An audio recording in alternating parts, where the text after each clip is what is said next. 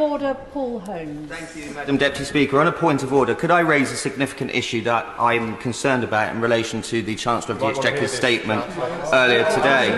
In her remarks, she obviously doesn't want to stay here to hear this. In her remarks today, the Chancellor appeared to indicate that the government knowingly laid wrong or misleading estimates before the House on Thursday last week, which differ significantly from what she has presented today. 1 working day since those estimates were laid. This is a serious concern, Madam Deputy Speaker, if true. So what steps can we take to ensure that the government either retracts the estimates laid or the document that they produced today? And can you tell me whether this possibly constitutes a breach of the ministerial code? I thank the honourable member for his point of order. He will know that the Chair is not responsible for the content of contributions made by ministers, but I'm sure the honourable member's concern has been heard on the government benches. If an error has been made in this instance, I'm sure the minister will seek to correct it as quickly as possible. It is for the government to decide on the estimates it puts before the House. What are your thoughts on Rachel Reeves in this clip? Let me know in the comments.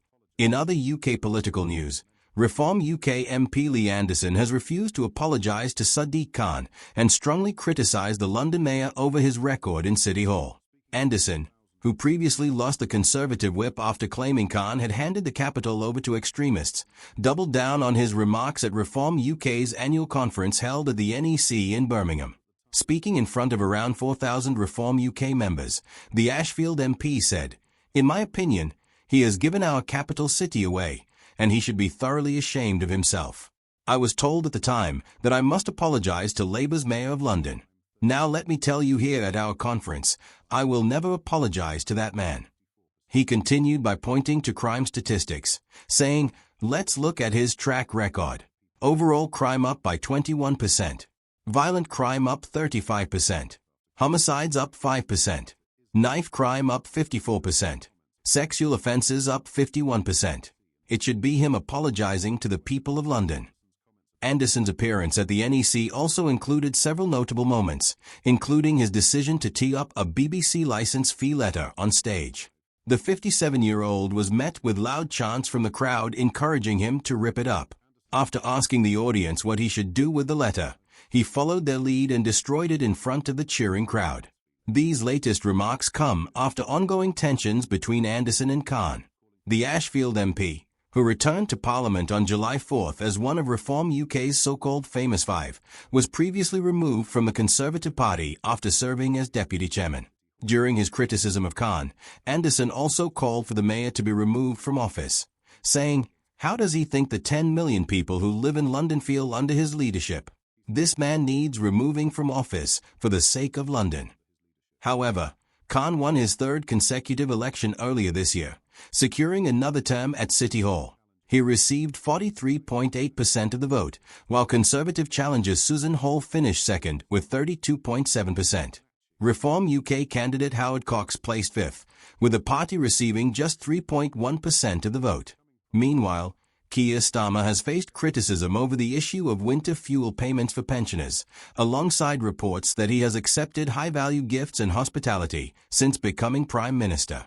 The Labour leader has reportedly accepted gifts, tickets, and hospitality worth an estimated £107,104, including support from donor Lord Wahid Ali, who provided clothing for both him and his wife, Lady Starmer. Defending the Prime Minister, Business Secretary Jonathan Reynolds said he had no issue with Starmer accepting donations and noted that political sponsorship can take many forms. However, the controversy has continued, with reports mentioning items such as Taylor Swift concert tickets, access to a corporate box at Arsenal Football Club, and glasses valued at £2,485. Speaking about the situation in a recent interview, political commentator Emily Hexton criticised Starmer, arguing that he appears to be holding others to different standards while his own government faces growing scrutiny. Raging over the donations, Hexton said, "I know for a fact that if this had been a Conservative Prime Minister accepting all of these free gifts, there would have been absolute outrage." Keir Starmer has spoken a lot about difficult decisions, and while he is removing winter fuel payments from pensioners, it seems the only difficult decision he has really been making is which £2,000 pair of designer sunglasses to accept from one of his wealthy friends. Highlighting what he described as hypocrisy, host Patrick Christys argued that the Prime Minister appears disconnected from ordinary people. He suggested that Starmer prefers exclusive environments and claimed that many well-known public figures manage with less visible security. In response, former Labourist editor Peter Edwards strongly disagreed. He said, "I think that's nonsense. If you are the Prime Minister, you cannot simply sit in ordinary seats like everyone else. That is just the reality.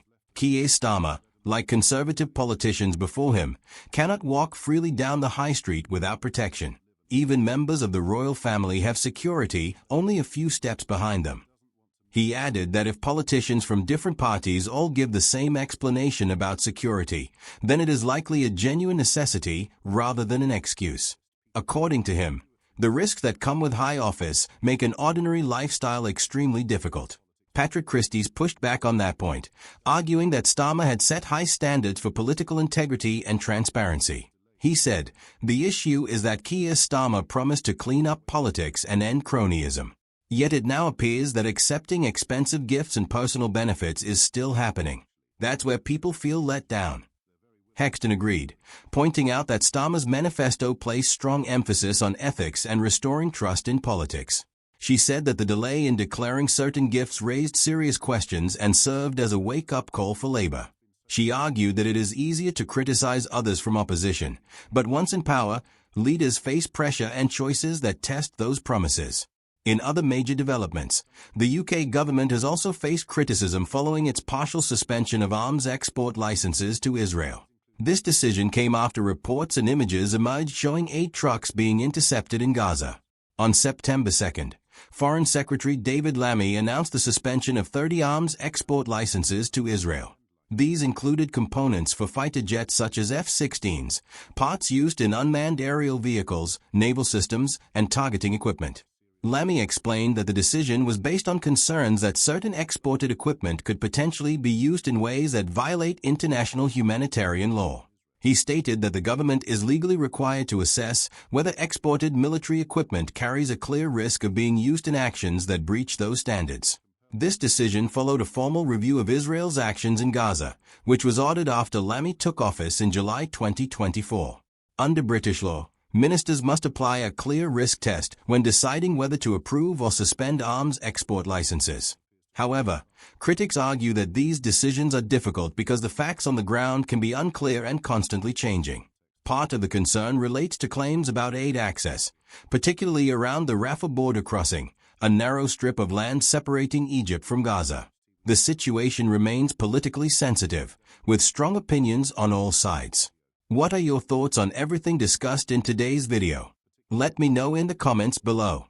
And if you enjoyed today's content, don't forget to like and subscribe for more UK politics coverage.